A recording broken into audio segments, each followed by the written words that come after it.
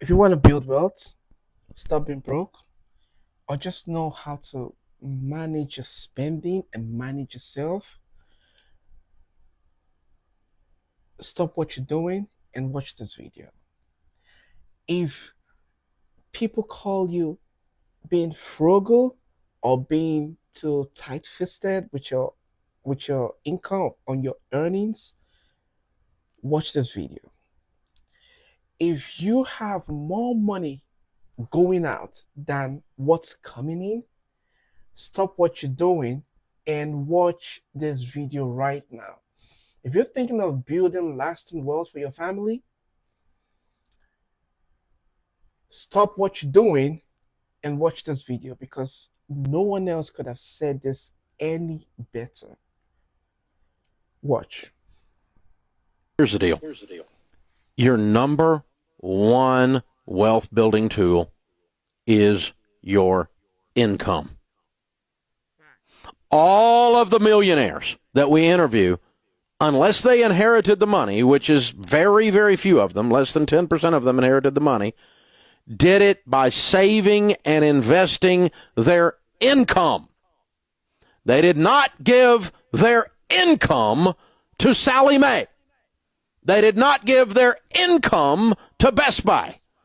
They don't get screwed around and give their income to Lexus and Toyota and Ford and General Motors and American Distress and MasterCard, who named that anyway. It's a mathematical thing. When you give your income to someone else, you don't have it anymore. Is this hard? This is hard, isn't it? And when you give your income away, you have given up your economic future. All for crap. For a stinking flat screen. And listen, let me just tell you, here's the deal. You know, of the number of people that start college, how many graduate? 52%. That's an investment in my future. Said the other 48% that are sitting at home with no freaking degree, but by God, they got the student loan debt. And you know how you get rid of Sally Mae? You either pay her off in full or you die. That's the only way that woman goes away. It's not bankruptable. It is not an investment in yourself to borrow, even if it is an investment. We don't borrow money for investments. We don't borrow money for investments. I don't teach people to borrow money. The borrower is slave to the lender. That's what this math says. When you give up your income, when you give your income away, you have nothing. All the money comes in. All the money goes out. But by God, we're sitting around counting our Discover points. Oh, we got airline miles. Oh, Sally Mae's been with us for 15 freaking years in our spare bedroom. All because we called it an investment. I don't understand why it's bad. It's bad because it's stupid and you're normal. 70% of the Americans are living paycheck to paycheck. That's stupid. Because you're living in one of the wealthiest countries the world has ever known, and there you sit like a rat in a wheel, run. Why? Because student loans are an investment and I'm going to Best Buy. This is just stupid. It's stupid on steroids. Really, seriously, you've got to stop and think. A level of people's ability to do critical thought is almost zero. Good Lord. I'll get airline miles. Said no millionaire ever.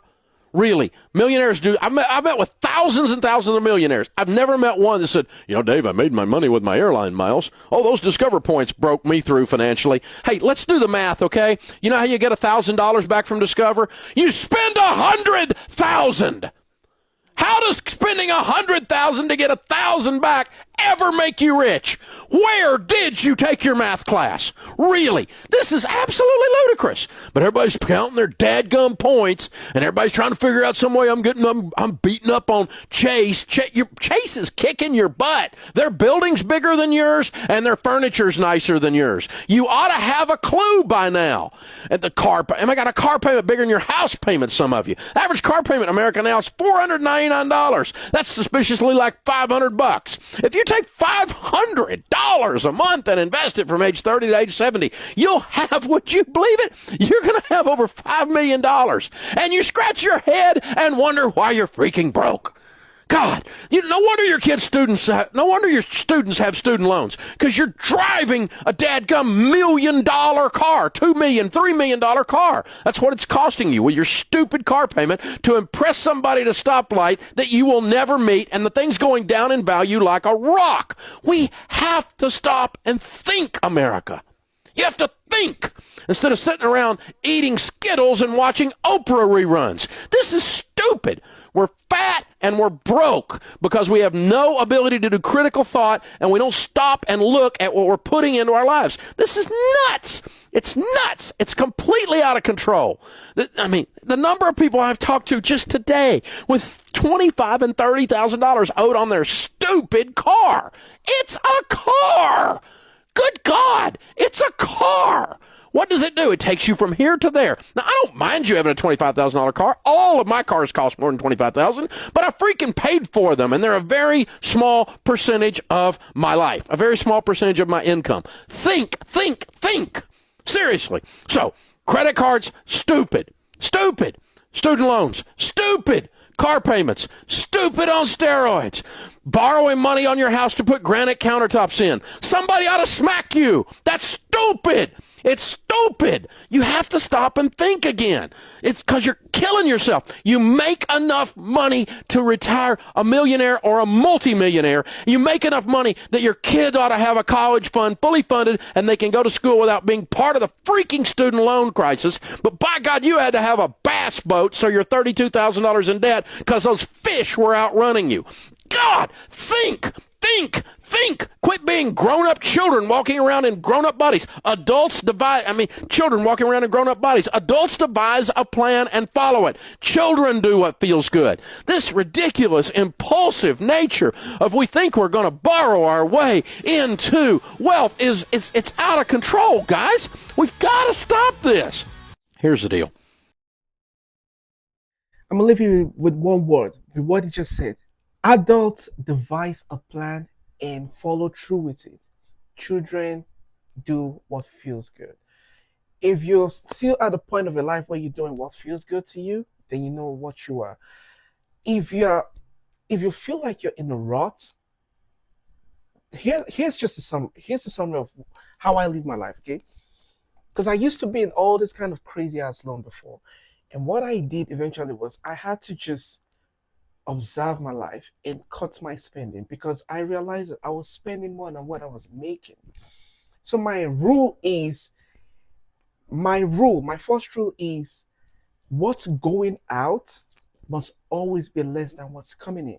That way you have savings, okay? What's coming in must always be more than what's going out. Your income must always be more than your spending. You can't have a spending that's more than your income.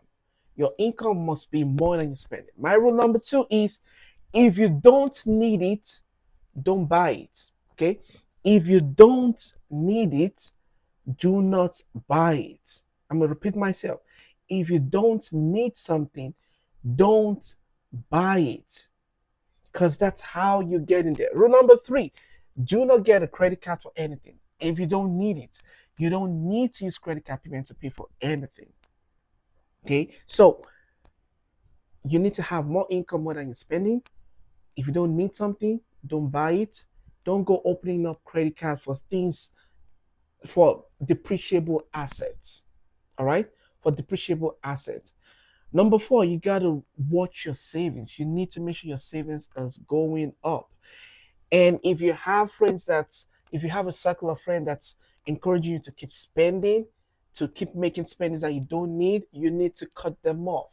All right? You need to cut them all off because you are thinking about your future. Remember, adults devise a plan and follow through with it. Children do what feels good to them. So you are thinking of your future now. You're at the stage where you're thinking of your future. All right? So, and then the final one that I'll give is you need to always track your spending. If you're spending something, you need to track it. You need to know the moment you're spending more than what you need to just caution yourself. Pull yourself back. Am I spending what I need? Track your spending. Create an Excel sheet. If you don't know how to use Excel, have a Microsoft Word tabularize things, see what's coming in, see what's going out, track your spending. If you don't need it, don't buy it. If you don't have to spend the money, do not spend it. Let it go into your savings, okay? Think, think, think. I don't think anyone could have said this any better. I see a lot of my friends do this. I see people buy $500 worth of shoes. I'm like, what are you talking about? I've seen someone wear like $200 worth of t-shirts, okay, necklace, things like that, wristwatch. They are all ostentatious materials for a reason. The $200 t-shirt that you're wearing doesn't make you any smarter. It doesn't make you any better. It doesn't make you any faster. Okay, your $300 shoe doesn't make you any better. Think before you go into debt. I don't know what else to say because when I'm doing stuff, a lot of people tell me, "Oh, it's because you're African, you're frugal, you're tight-fisted." I'm sorry. I'm thinking about my future. I'm thinking about building my income. I'm thinking about what's coming in and what's going out. I'm thinking about saving my money. I'm thinking about saving until I have the right form of investment. So, guys, start taking responsibility for your own future. All right? Hope this really strikes a chord in one of y'all. Take care, everyone. Good luck.